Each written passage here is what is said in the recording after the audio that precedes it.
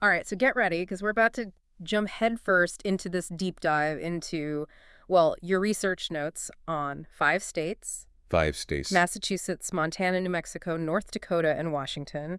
You really like got into like what makes each one unique, like focusing on these cultural elements. Yeah, yeah, it's a really good way to do it, Yeah. because it's not just about capitals and state birds. It's about getting, a feel for a place. Yeah. And just looking at your notes, I'm already like seeing some really fascinating connections. Like we've got outsiders shaping these states, the Yeah. Pilgrims in Massachusetts, Lewis and Clark's expedition, across Montana and North Dakota, and even like Scandinavian settlers in North Dakota. Wow, and it's really amazing how these encounters, these like clashes and collaborations, they really like echo through time. Hmm. You can see it in the culture, the food, even like the way people talk. Yeah. Okay, so let's start with Massachusetts because, that's basically History Central. You specifically mentioned you were like interested in the state motto, by the sword we seek peace, but peace only under liberty. Powerful stuff, right? Yeah. It really shows those early tensions, between like wanting to be free and the realities of building a new society. Hmm. You got the pilgrims showing up, wanting religious freedom, but also, like you mentioned in your notes, starting this process of colonization, that, it wasn't good for Native Americans. Yeah, and then you have like the Salem witch trials, which you flagged. It's like this dark side to the pursuit of liberty. It shows how, like fear and social pressure, how easily they can lead to, just bad things. Yeah, and it's a story we still need to hear today. Reminds us to protect everyone's rights, and to really think for ourselves. But Massachusetts isn't just history, right? You also mentioned like wanting to understand the whole wicked smut vibe. Ah, the Boston accent. Yeah, the Yeah. Boston accent and slang. It's like their own language, you know, like a secret code or something. And it's not just how they talk. Think about Dunkin' Donuts. Yeah, you called that out specifically Yeah. like a cultural institution. It really is. Yeah, it's more than just coffee and donuts though, right? I've heard people say that it's like tied into that whole working class, get it done attitude people associate with Boston. Yeah, you're right. It says something about the pace of life there, the values, even like the community built around, going to Dunkin' every day. Right, yeah. You mentioned that people in Massachusetts are really into sports. Oh, yeah. And it's like those packed games at Fenway Park, cheering on the Red Sox. Yeah. That's a way to connect, to be part of something. Totally, totally. And speaking of belonging, I'm curious about the music you picked for Massachusetts. You've got Aerosmith, the Boston Pops, James Taylor. That's quite a mix. It is, but what ties it all together is storytelling. Hmm. Aerosmith's, rebellious rock, the Boston Pops with their tradition and grandeur, and James Taylor, kind of mellow, connected to nature. Yeah. It's all about stories. Yeah. Okay, from those cobblestone streets of Boston, let's like head west to where the sky is, huge, Montana. Yeah. You were really captivated by that whole big sky country idea. It's a landscape that's hard to describe. Yeah. I mean, those plains and those mountains, Yeah. it's like a feeling of freedom and being alone all at once. Yeah, and you were really interested in like the impact of the Lewis and Clark expedition, Right. on that region. It's like that iconic picture of exploration, but like I'm guessing it was probably more complicated than Oh, that. yeah, for sure. You picked up on that in your notes, highlighting like how complicated things were between, the explorers and the Native Americans. Like the Crow, the Blackfeet, the Yeah. Salish. Yeah. The expedition, opened the door for westward expansion. And as we know, that was really hard on indigenous people. Yeah, and that brings us to the Battle of Little Bear Horn, which you flagged. It's a reminder that Montana's history isn't just cowboys and, open spaces. It's about conflict, resilience, and survival. Yeah, it's a story that we often make, more romantic than it was. Yeah. It's really important to understand what it was like for everyone involved, all sides. Yeah, absolutely. Yeah. So beyond history, what about Montana today? Your notes mentioned fly fishing, hiking, and Glacier National Park. That adventurous spirit seems to be like still very much alive. It is, and it's all tied into the music you mentioned, like John Mayer's Montana.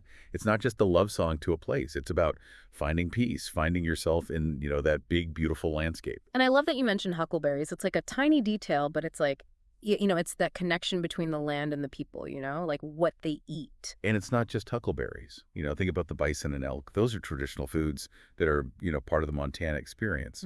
Okay, so from Montana's beauty, let's go south to New Mexico, a state that's this like vibrant mix of cultures. You were really drawn to the adobe architecture.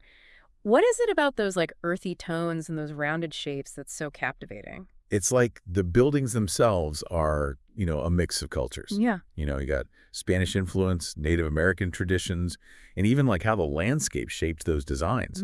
And speaking of mixing things up, New Mexico's art scene, which you highlighted, is a perfect example. You got crafts, Hispanic religious art, even contemporary art that blends it all. It's like a living tapestry. And then there's that state question, red or green. Ah. I have to admit, I kind of laughed when I saw it in your notes. The Chile debate. Right. It might seem silly, but it really shows how much food means in New Mexican culture. It's more than spicy or mild. It's about where you're from, family recipes, connecting with your, heritage through food. And speaking of heritage, you also pointed out the Pueblo Revolt, a powerful moment of, standing up to Spanish rule. Yeah, it shows how strong the Pueblo people are, their fight to keep their culture and their independence. And this brings us to another historical event you mentioned, the Manhattan Project. Yeah. Which, as you know, had a big impact on New Mexico. Yeah, it's a complicated, legacy. On one hand, you have science advancing, but on the other hand, there's the question of nuclear weapons and what they do to the environment and people. It makes us think about, what progress really means. Are we thinking about the long-term, consequences of what we do? So from New Mexico's colors and history, let's go to a state that's often overlooked. North Dakota. What made you interested in it? I think it was that sense of unexpected discovery. You highlighted the Homestead Act of 1862, and I just immediately picture all these settlers coming in, Yeah. Hoping for land and a new life. It's that classic American story, right? But I'm guessing it wasn't as simple as just showing up and, claiming your piece of land. Oh, definitely not. And that's where it gets interesting. The Homestead Act, while it did open up things for a lot of people, it also caused a lot of conflict with the Native Americans who already lived there, for a long time. And speaking of Native Americans, you were intrigued by Lewis and Clark's winter stay with the Mandan people. Yeah, it's a fascinating example of cultures meeting and sharing, but it also shows, how power was distributed. The Mandan, along with the Hidatsa and Arikara, they formed the three affiliated tribes, which shows how they could adapt and stay strong even when things were changing a lot. Okay, so we got pioneers, Native American history, but then you mentioned the Norsk Høstfest, the biggest Scandinavian festival outside of Europe, and it's in North Dakota. I was surprised. It just goes to show you every state has its, surprises, things that make you rethink what you thought you knew. And this one shows how many Scandinavian immigrants ended up in North Dakota. They brought their traditions, language, and even food like lefse and lufisk. Lefse, I gotta try that. All right, from the unexpected Scandinavian side of North Dakota, let's go to our last stop, Washington. A state that just seems to be all about natural beauty. You got that right in your notes, highlighting those landscapes, the Cascade Mountains, the Olympic Peninsula, Mount Rainier. It's just majestic. Yeah, it's the kind of scenery that just makes you, go wow. But Washington's also known for being forward-thinking, like when it comes to sustainability and the environment. What's interesting is how that connects to the Native American cultures you mentioned, like the Coast Salish. Their deep connection to the land and water has shaped, the values and practices of the whole state. It's like a reminder that, respecting nature isn't just a trend. It's rooted in tradition and, taking care of the planet for future generations. You also pointed out something that caught my eye, the popularity of teriyaki in Seattle. Oh, yeah. Like what? It's a great example of food becoming like a fusion, mixing local and global influences. Seattle, with all its different people and, their adventurous tastes, it's just the perfect place for new food. And speaking of, new and innovative things, we can't talk about Washington without talking about the music. You got Nirvana, Jimi Hendrix, Quincy Jones. Wow, what a range of talent. It speaks to the creative energy that's just everywhere in Washington. You got that raw power of grunge, the genius of Jimi Hendrix, the amazing compositions of Quincy Jones. It's a state that seems to, encourage creative expression in all its forms. Yeah.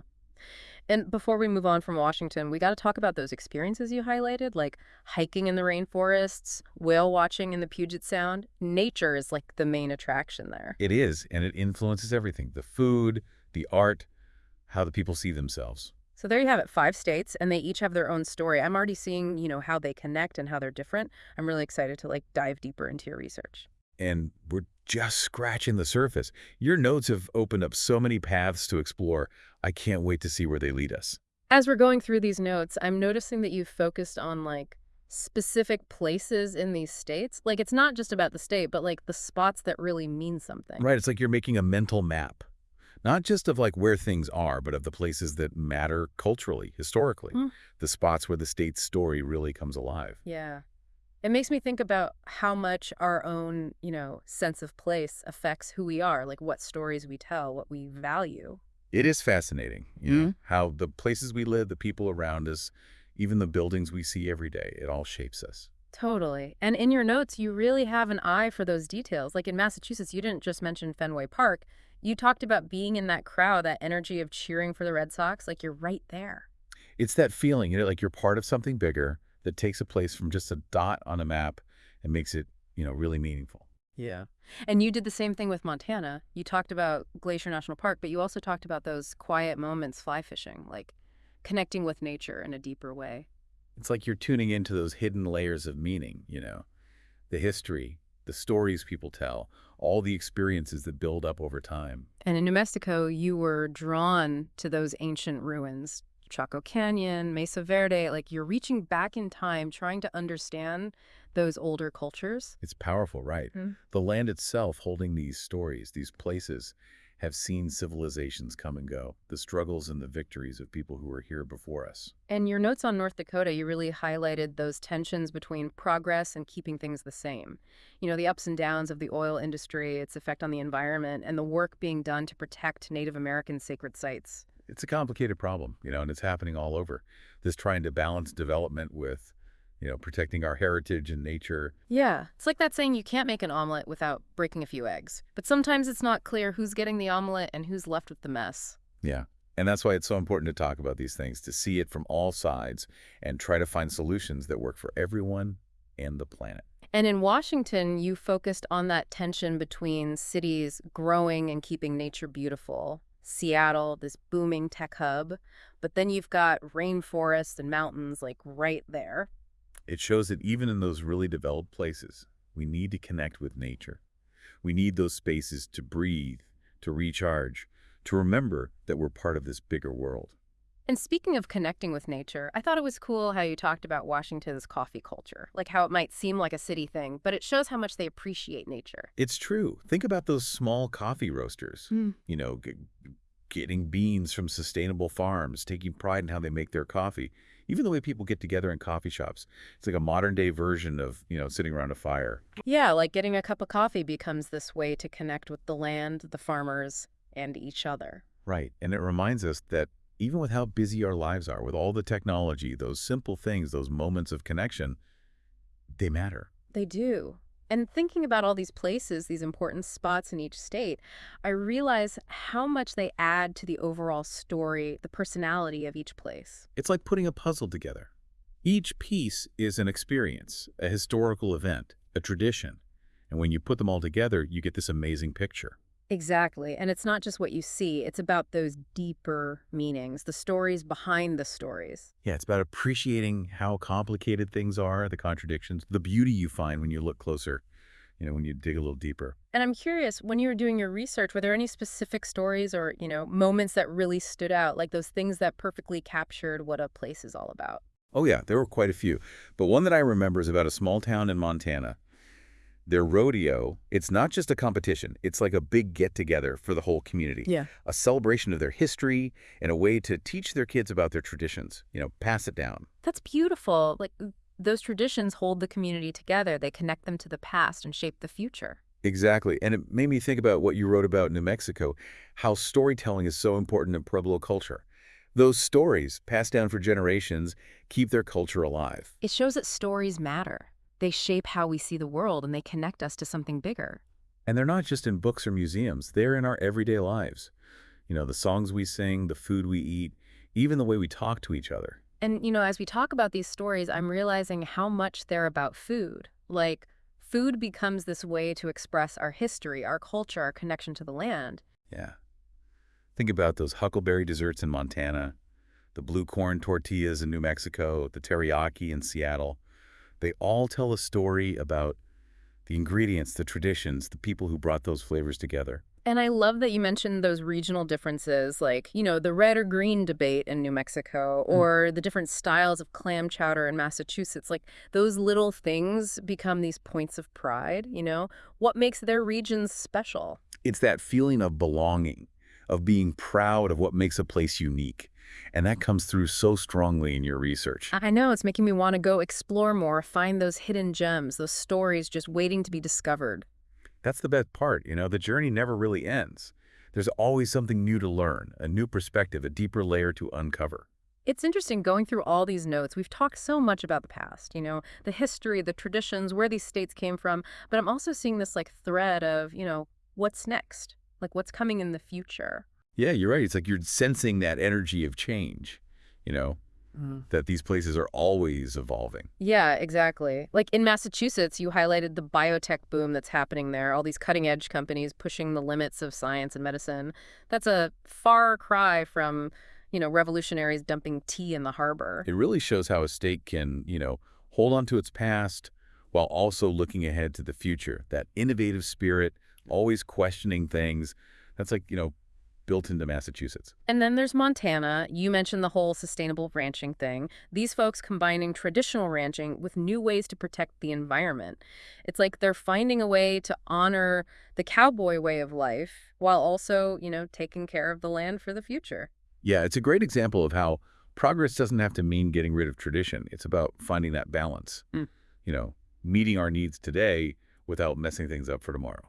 And speaking of the future, your notes on New Mexico talked about the growing space industry there. It's like something straight out of a sci-fi movie, launching rockets from the desert, exploring the unknown. Pretty wild. It is pretty amazing. And it shows that sense of possibility, that daring to dream big. That's so, American. What about North Dakota? You pointed out the renewable energy sector that's growing there. Wind farms all over the place using the power of the wind. That's a big shift from, those oil derricks we usually picture. Yeah, it is. And it shows how people can adapt, how they can come up with creative solutions when they need to. North Dakota, with all that open land and wind, it's in a great position to be a leader in, this new energy world. It's like they're taking those challenges, the ups and downs of the oil industry, the environmental worries, and turning them into chances to grow and innovate. Exactly.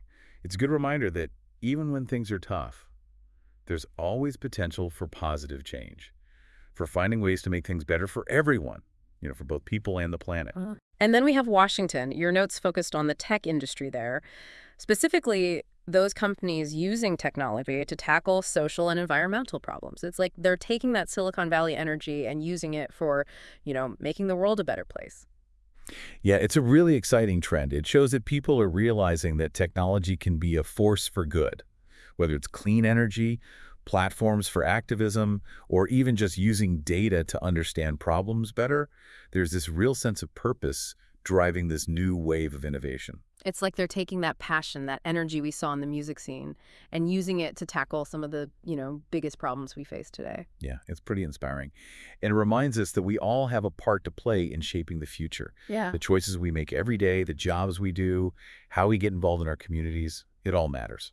And I love that you highlighted those individual stories of people making a difference, like that young entrepreneur in Massachusetts creating a new medical device, the Native American artist in New Mexico using their art to raise awareness about the environment, the farmer in North Dakota trying out those sustainable farming practices. It's really cool. Those stories give me hope. They show that change is possible, Yeah. One person, one idea, one action at a time. Yeah, it's like that feeling that we can make a difference. That's what drives progress. Absolutely. And it's contagious, When we see other people taking action, it makes us want to do the same, to step up and, use our own skills and experiences to make a difference. And I think that's a great place to wrap things up. This deep dive has been a journey through the past, present, and future of these 5 states. We've explored their history, their cultures, their challenges, and their successes. But more than anything, we've seen the incredible power of, the human spirit, that resilience, that creativity, that unwavering belief in a brighter tomorrow. And that's something worth celebrating. It really is. It's been great sharing this journey with you, and I hope it encourages you to keep exploring, Keep asking questions and stay open to the possibilities that are out there. There's a whole world waiting to be discovered. You got that right. So to all you listeners out there, we'll leave you with this. What will your contribution be? What will you spark? The future is waiting to be written, and you're a part of that story. Keep exploring, keep dreaming, and keep making your mark on the world. Thanks for joining us on this deep dive.